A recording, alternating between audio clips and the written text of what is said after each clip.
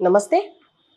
CM Jagan government ads ఇవ్వడమే కాకుండా తనను తన పార్టీని ప్రమోట్ చేస్తున్నారని చెప్పి ఒక వ్యక్తి ఏపీ హైకోర్టులో పిల్ వేశారు. మరి ఆ పిల్కి కాన్సిక్వెన్సెస్ ఎలా ఉంటాయనేది మనకు వివరించడానికి సీనియర్ జర్నలిస్ట్ దాము బాలాజీ ఉన్నారు. ఆయన అడిగి తెలుసుకుందాం. నమస్తే సార్. నమస్తే సార్, సీఎం జగన్ తనను తన పార్టీని ప్రమోట్ చేస్తున్నారని చెప్పి ఒక వ్యక్తి ఏపీ హైకోర్టులో పిల్ వేశారు. ఆ పిల్కి పరిణామాలు ఎలా ఉంటాయి సార్? బాపట్ల జిల్లా పర్చూరు మండలం అన్నంబొట్ల వారిపాలెం అనే గ్రామానికి చెందిన చెన్నుపాటి సింగయ్య అనే ఒక వ్యక్తి ఒక పిల్ వేశారు పబ్లిక్ ఇంట్రెస్ట్ లిటిగేషన్ హైకోర్టులో, ఏపీ హైకోర్టులో. ఆ పిల్ ఏమంటే ఆంధ్రప్రదేశ్ ప్రభుత్వ డబ్బుతో, అంటే ప్రజల డబ్బుతో, పబ్లిక్ మనీతో ప్రకటనలు ఇస్తుంది, వ్యాపార ప్రకటనలు, అడ్వర్టైజ్మెంట్స్. ఆ అడ్వర్టైజ్మెంట్స్లో జగన్ని ప్రమోట్ చేసుకునే విధంగాను, వైసీపీని ప్రమోట్ చేసుకునే విధంగాను, టీడీపీని బదనాం చేసే విధంగాను ఉంటున్నాయి. తర్వాత వైసీపీ పార్టీ అంటే జగన్కి సంబంధించిన సాక్షి మీడియాకి, సాక్షి పత్రిక కావచ్చు, ఇటు సాక్షి టీవీ ఛానల్ కావచ్చు, ఎక్కువ యాడ్స్ ఇస్తున్నారు. ఇది గతంలో సుప్రీంకోర్టు ఇచ్చిన మార్గదర్శకాలకు విరుద్ధము. సో ఈ ప్రకటనలకి పార్టీ నుంచి ఫండ్ వసూలు చేయమని కోర్టుని ఆయన డిమాండ్ చేస్తూ, ఇది ప్రభుత్వ సొమ్ము, దీనికి పెట్టకూడదు. పైగా వాళ్ళు కలర్స్ కూడా, ఆ ప్రకటనలు ఇచ్చే కలర్స్ అన్నింటిలో కూడా ఈ జెండా కలర్స్, వైసీపీ జెండా గ్రీను బ్లూ ఉంటుంది కదా, ఆ జెండా కలర్స్ ఇస్తున్నారని కూడా ఆయన ఆరోపించాడు. దీని మీద నిన్న వాదనలు జరిగాయి. ఈయన చెన్నుపాటి సింగయ్య తరపున అంబటి సుధాకర్ బాబు అడ్వకేట్గా ఆయన వాదనలు వినిపించారు. ఇటు ఎస్జిపి అంటే స్పెషల్ గవర్నమెంట్ ప్లేడర్ సుమన్, ఆయన వాదనలు వినిపించారు. సో ఇక్కడ సుమన్ ఏమన్నారంటే, ఇతను కావాలనే టీడీపీ తరపున నుంచే ఏసడి పిల్లు, ఇతను వాంటెడ్లీగా 2009 నుంచి వచ్చిన ప్రకటనలే మాత్రమే మాట్లాడుతున్నాడు.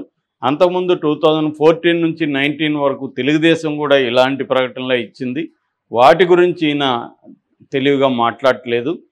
మేము ఆ కటింగ్స్ కూడా తీసుకొచ్చి మీకు పెడతాము, ఆ వివరాలు కూడా ఇస్తాము. వాళ్ళు ఎలా, వాళ్ళ దానికి మా దానికి ఏమన్నా తేడా ఉంటే మీరే చెప్పండి అని సుమన్ కూడా ఆర్గ్యూ చేశాడు. సో వాటన్నిటినీ సబ్మిట్ చేయడానికి టైం కూడా అడిగాడు సుమన్. సో దాంతో మార్చి 6కు ఈ కేసుని పోస్ట్పోన్ చేసింది. బట్ అంతవరకు సుప్రీంకోర్టు మార్గదర్శకాలని ఫాలో అయ్యి మాత్రమే ప్రకటనలు ఇవ్వాలని గవర్నమెంట్ని ఆదేశించింది. సో ఇక్కడ ఇప్పుడు నేను చెప్పిన లాస్ట్ సెంటెన్స్ ఇంపార్టెంట్. ఎందుకంటే సుప్రీంకోర్టు మార్గదర్శకాలు ఏం చెప్తున్నాయి అనేది మనం చూస్తే, 2015లో Common Cause versus Union of India అనేది ఒక కేసు. దీన్ని బెంచ్ మార్క్ కేసులు అంటారు ఇలాంటి వాటిని. సో లేదా కేసు లా అని కూడా పిలుస్తుంటారు. ఈ కామన్ కాజ్ అనే ఒక సంస్థ ఒక పిల్ వేసింది అప్పుడు. దాని తరపున ప్రశాంత్ భూషణ్ అడ్వకేట్గా సుప్రీంకోర్టులో వాదనలు వినిపించారు.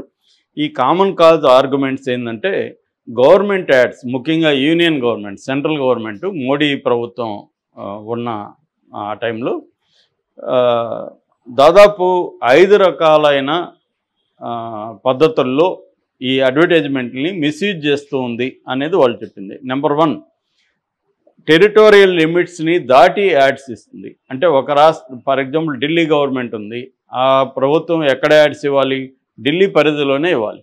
కానీ పంజాబు, రాజస్థాన్, ఉత్తరప్రదేశ్ వాటంతా కూడా ఇస్తుంది. అలాగే ఆ మధ్య మనం చూసాం తెలంగాణ యాడ్స్ మిగతా స్టేట్లంతా కూడా ఇచ్చారు కేసీఆర్.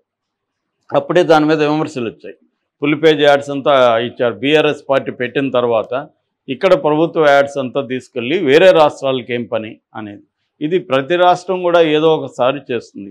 అంటే కొన్నిసార్లు మాత్రం అలా ఇవ్వచ్చు. అంటే వేరే రాష్ట్రంలో పెట్టుబడిదారులను ఆహ్వానించడానికో, వాళ్ళని అట్రాక్ట్ చేయడానికో, మన రాష్ట్రంలో పెట్టుబడి అవకాశాలు ఎంత బాగున్నాయి అని చెప్పడానికి ఇవ్వచ్చు కొన్నిసార్లు. అట్లా కాకుండా ప్రతి పథకాన్ని వీళ్ళని ప్రమోట్ చేసుకునే విధంగా ఇస్తున్నారు అనేది ప్రధానమైన విమర్శ.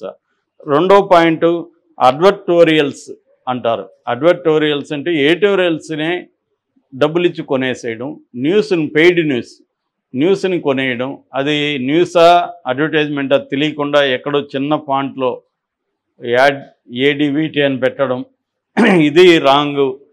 ఇది కూడా గవర్నమెంట్స్ పెద్ద ఎత్తున చేస్తున్నాయి అనేది రెండవ విమర్శ.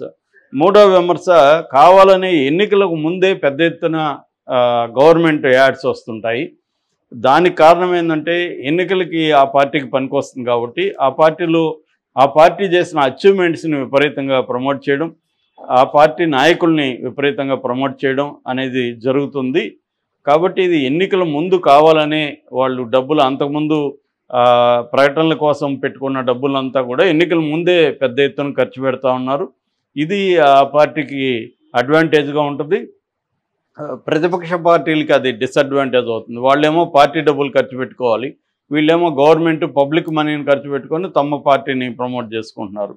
నెక్స్ట్ వచ్చి CCRGA అనేది ఒక కమిటీని వేశారు. CCRGA అంటే committee on content regulation in government ads. దాని రెగ్యులేషన్స్, దాని మార్గదర్శకాలని ఎవరు కూడా ఫాలో కావట్లేదు అనేది నాలుగోది.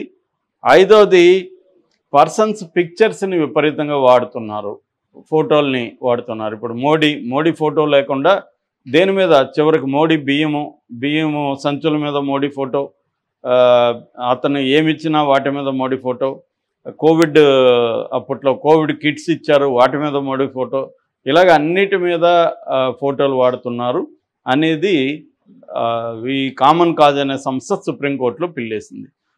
ఈ పిల్లు తర్వాతనే ఈ CCRGA కూడా సుప్రీంకోర్టు ఏర్పాటు చేసింది. సో సుప్రీంకోర్టు ఏం చేసిందంటే ఎన్ఆర్ మాధవ మేనన్ కమిటీని ఏర్పాటు చేసింది. దీన్ని అధ్యయనం చేసి రికమెండేషన్ చేయమని. ఆ రికమెండేషన్స్లో మెజారిటీ దాన్ని సుప్రీంకోర్టు తీసుకొని ఈ మార్గదర్శకాలను చేసింది.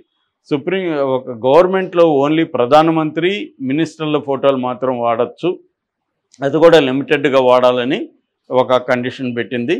తర్వాత ప్రభుత్వం తమ పథకాలకు సంబంధించి ప్రజలకు తెలియజేసేది అంటే ఇన్ఫర్మేటివ్గా ఉండాలి, కానీ వాళ్ళ మైండ్స్ని తమ పార్టీకి అనుకూలంగా చేయకూడదు. పార్టీ వేరు, ప్రభుత్వం వేరు.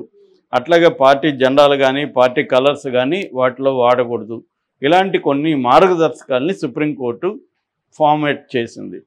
అయితే ఈ మార్గదర్శకాలని ఏ పార్టీ కూడా, ఓన్లీ వైసీపీనే కాదు, ఏ పార్టీ కూడా ఫాలో అవ్వట్లేదు. గతంలో కూడా చంద్రబాబు ఫోటో లేకుండా ఏ పథకం లేదు, ఏవి లేవు, అన్నిటికీ ఎల్లో కలర్స్ వాడేవాళ్ళు అప్పట్లో కూడా.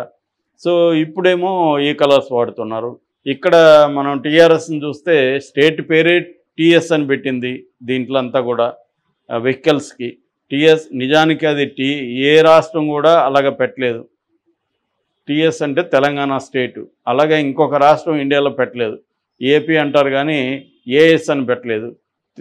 తమిళనాడులో TN అంటారు కానీ TS అని పెట్టలేదు.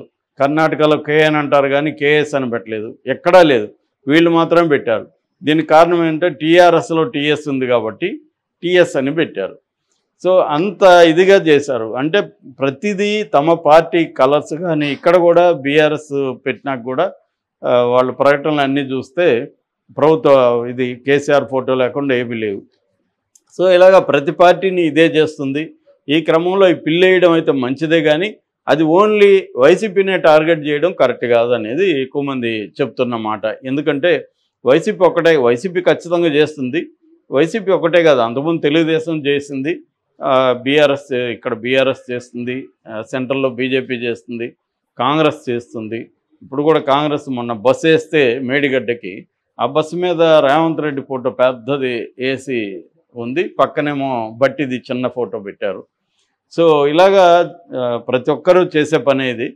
సో అంటే సుప్రీంకోర్టు మార్గదర్శకాల్లో ప్రధానమంత్రి ఫోటో, ముఖ్యమంత్రి ఫోటో, మంత్రుల ఫోటోలు పెట్టచ్చు, కానీ లిమిటెడ్గా ఉండాలని చెప్పింది.